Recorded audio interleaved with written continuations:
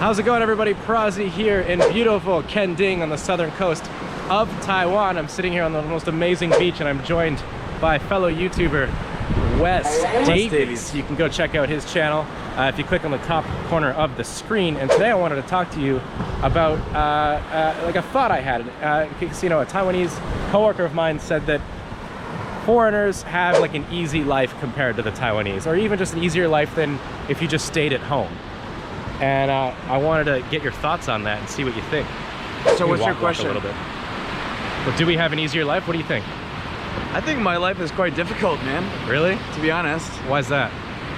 I mean, obviously it's going to come down to like each and every person's individual experiences and like what they do in their life. And I'm an English teacher, and that takes a lot out of you, man. Yeah. You know, teaching kids every single day, and we love them, but they honestly, they need a lot of attention, and as a teacher, you need to make sure that you're on top of things. So I think being a teacher in general is quite hard work. Like, I think you can find like a cushiony job, and you know, getting a job is quite easy, whereas back home, you know, like a lot of people have a hard time finding work. Our pay, the pay is a weird one because compared to the West, our pay is quite low. But compared to a lot of the locals here, it's actually very high. Quite good, yeah, compared to... We're kind of like in the middle income. That's right, exactly. You know, like we're making the same as like what an engineer might make here in Taiwan. Really? I think so. I'm not sure. Let me know in the comments. But not a foreign engineer.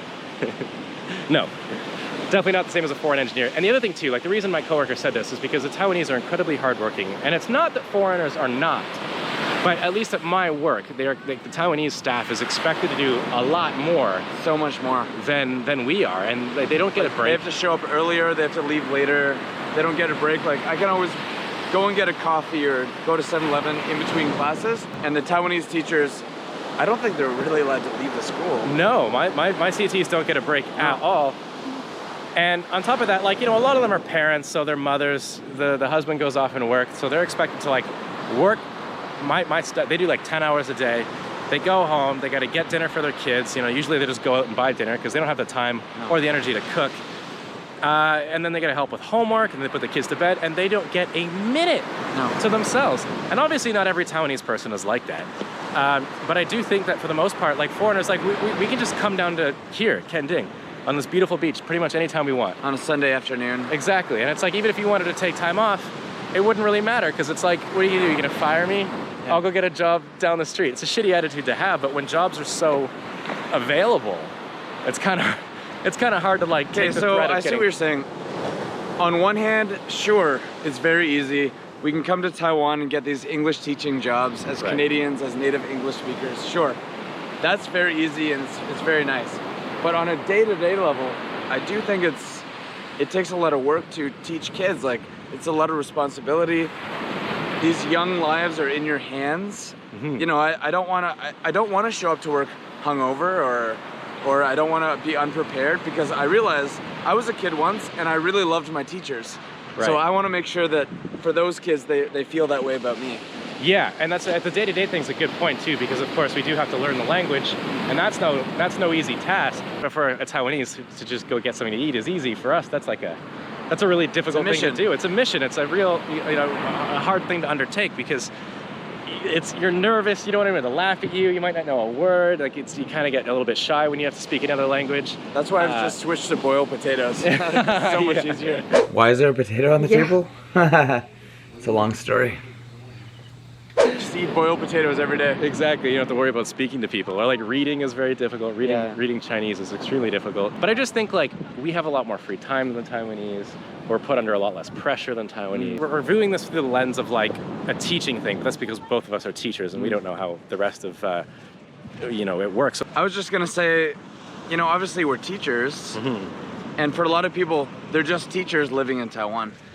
But we're both YouTubers. Yeah. So I teach till 9, 10 every night during the week. When do you start?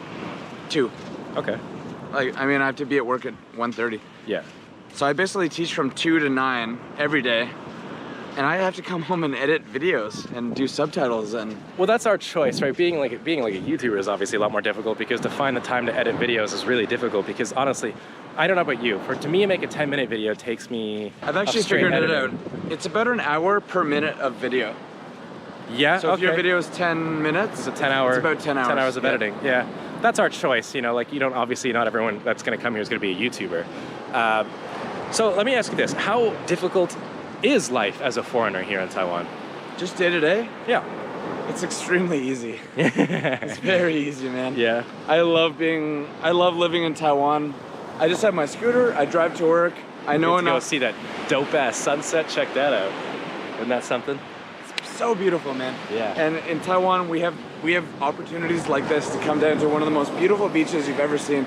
You could be in Thailand or Cambodia or Philippines right now, but we're in Taiwan. You know, it's a couple hours drive down here. Absolutely. And, you know, I'll compare it to China because, you know, I did live there. And I will say life is a lot better here. A lot of people comment on my videos and say how much happier I am here in Taiwan. Yeah, that's true because, you know, back in China, you do have to deal with a lot of nonsense, like third world nonsense. And China isn't a third world country. It's developing. And it's come a long way, don't get me wrong. They've worked miracles, really, to come as far as they've come.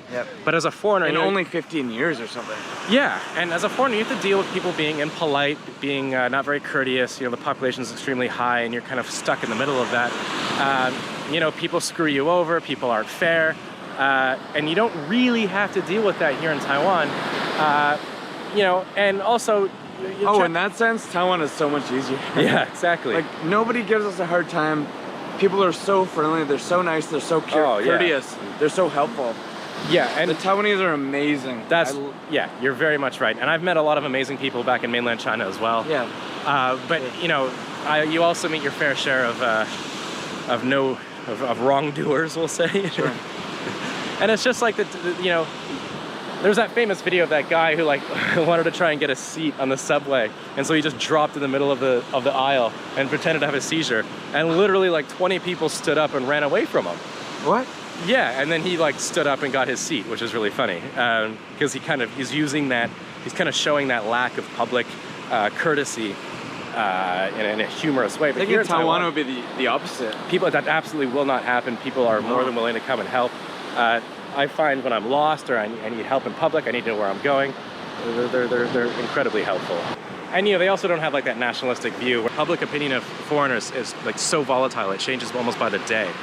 And so that kind of sucks, like not, you know, always being welcomed when something happens politically, and that just doesn't really seem to be the case here in Taiwan. Anyways, I think that's pretty much all we had to say. Yeah, man. Shall we enjoy this gorgeous sunset we got behind us? Dude, this is the most beautiful thing I've ever seen. Oh, it's great. Just going to have to interrupt Wes and I for a quick sec because it's comments time. This is the part of the video where I take last week's video's top comment, the most upvoted comment, and read it here on the channel regardless of the contents of that comment. And last week's video was the Taiwanese people love the weirdest tourist attractions, where I go to different, well, weird tourist attractions. And the most upvoted comment actually comes from fellow YouTuber Xiaofei.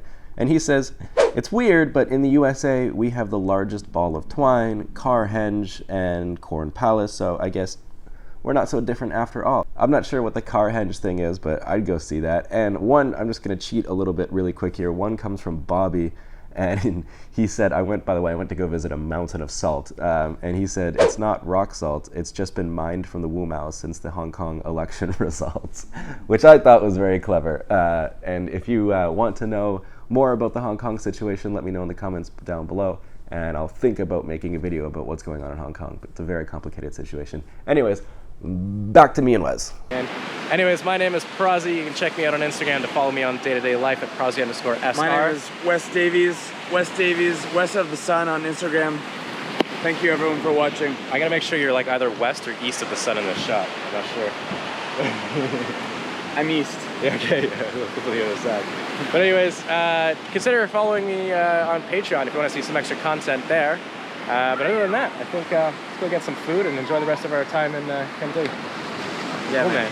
Stay positive, keep your stick on the ice. Catch you guys on the next one. Bye, guys. So this video is not long enough yet, so I figured I'd take this opportunity to respond to Wes, who took my camera when I went to sleep that night and managed to tell me that he loves me 6 different times. That I don't want to get into. Hey Prozzie, I know you're going to be seeing this footage when you're editing. We love you. Just know that I love you, man. Sending all the love. Sending all the love. Love you, buddy. Love you, dude. Love you, dude. I love you too, Wes.